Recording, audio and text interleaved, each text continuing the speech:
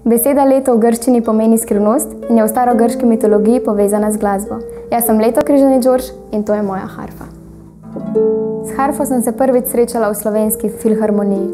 Očarala me je njena barva, velikost, pozlata, rezbarije in v njo sem se preprosto zaljubila.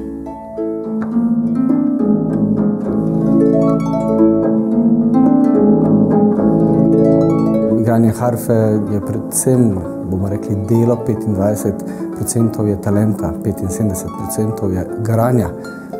Igranje harfe zahteva ure in ure vadenja.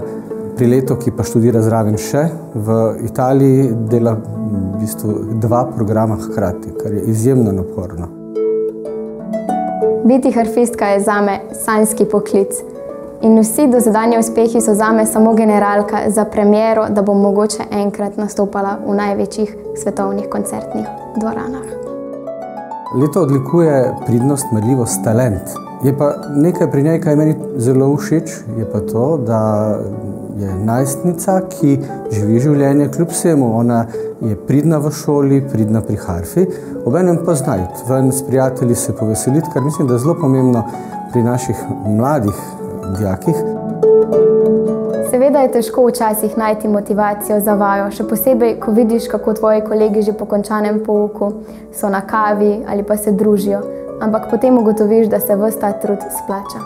Navdihujejo me ljudje, ki s svojim znanjem premikajo meje nasplošno na vseh področjih in tudi sama si v prihodnosti želim biti vzor drugim.